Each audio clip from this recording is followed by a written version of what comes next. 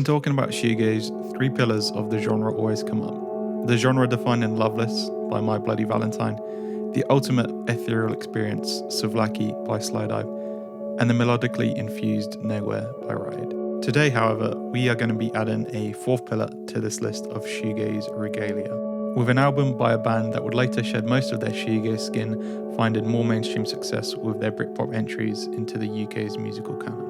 It was 1993's A Storm in Heaven, however, that many would go on to look upon as the Verve's best work, with even the band themselves admitting, "Something of us as a band got lost after A Storm in Heaven."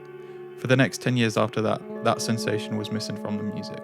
The debut studio album from the Verve, then simply known as Verve, the band would go on to score a decade-defining hit later on with Bittersweet Symphony from their third album, Urban Hymns. A Storm in Heaven was recorded between December 1992 to January 1993 at Sawmill Studios in Cornwall, the site of other influential indie recordings such as Fool's Gold by the Stone Roses and Definitely Maybe by Oasis. John Leckie was at the helm, having previously produced the Stone Roses' self-titled debut album. Leckie has described how the Verve were one of the only bands that I've ever begged to work with. I just couldn't believe what I was witnessing. The album has been described as an album for guitarists, with Nick McCabe, the band's guitarist, eschewing the recording techniques of the time for something less 80s, for something more shoegaze, with tape echoes and reverb all over the album. Reverb-wise, Nick was using an Alesis Quadriverb Plus, a rack-mounted reverb unit used by a lot of shoegaze bands across its various iterations. For tape echoes, Nick has used a Roland RE201, a classic space echo. As bassist Simon Jones said, Nick didn't treat the guitar like a guitar. He didn't want to be a guitar hero. He wasn't into Jimmy Page. It was all about texture. And as Nick himself has said, "I don't even like guitars. I like synths. I got my first one when I was 14 and I liked it. Then I picked up guitar. I tried to do it in my own style, just wanted to make the guitar sound more like a synthesizer." And I'll just stop that quote there because that's not too different to a certain Mr. Kevin Parker who said similar. He's always said that he likes making his guitar sound like a synth, and that's Kevin Parker of Tame Impala. So it's interesting finding these cross references with these textural based musicians. Nick goes on to say, "I'm not a big guitar fan. I never set out to be a guitarist. I like things that sound a bit muddy, like Eddie Hazel, the guy out of Funkadelic. I wanted to do everything at once. It was always frustrating, really. I wanted a big stack of toys that I can play with and just make a bunch of noises. Instead, it was like, the other guitarist, you're going to play guitars." There's loads of stuff with me and Simon in the old days, just messing about with Casio keyboards. That sounds really good because we were just sticking them through effects. Of the album's 10 songs, when the band went into the studio in December, only 3 songs, Slide Away, Already There, and The Sun, The Sea were ready. As a result, the album was crafted by the band and Leckie around chilled out jam sessions, and you can very much hear this in the finished product. It's a very free-form, textural, flowing album. Oh yeah, just a quick note, everything in these videos is original music, footage, visuals, all by us three, and Dixie's mostly just chills.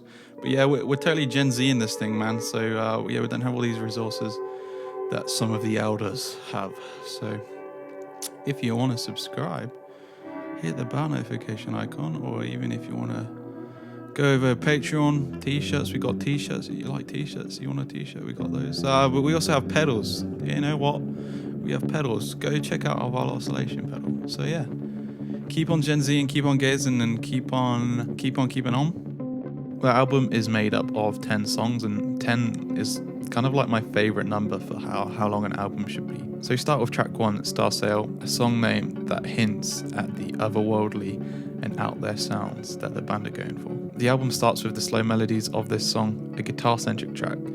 Ashcroft's main vocal part comes in around the 1:22 mark, but before that he's got some drony vocals going on, and the track sounds as an album opener should, exploratory and inviting. On track 2, Slide Away, the soundscapes really begin, with McCabe's Ebo guitar part surrounded by flurries of reverb melodies. If we look at the way this album flows, it's the first 3 or 4 tracks, that being Star Sail, Slide Away, Already There, and then the 4th track, Beautiful Mind, that introduce us and invite us into the world that the Verve are creating. The album flows quite well. Some of the songs midway through the album are less ethereal, but by the time we close out the album, it's like just full-on shoegaze. Already There opens up with lush echoes. If there's one thing you can say about the Verve's music, is that, just like their biggest hit, it's symphonic. Already there's choruses, a dramatic and distortion field. It's the track's outro though that is most impactful. Lush modulations enveloping the listener in combination with Rich's vocals. Track 4, Beautiful Mind, opens up with chords worthy of something out of Cocteau's discography, with the most dense reverbs available, lush and modulated, the guitar echoing out even into the lower registers. Perhaps the prettiest atmospheric lead line joins the conversation at about 1 minute 40 seconds. McCabe's guitar completely encompassed in reverb before things really take off. The song is a great example of that classic rack unit reverb sound, ethereal and drenched in modulation. Perhaps the only outlier on the album, a bit too rocky and not enough reverb for people following pedal partners. On The Sun, The Sea, there is some nice delay work, in particular the panning delays at the very end. Shimmering reverbs, yes, how I love shimmering reverbs. A very laid back contribution to the album. Shimmer reverb acts as the bedrock from what everything else is built on this track, including flutes and acoustic guitar. We flow into Make It Till Monday, which is track 7.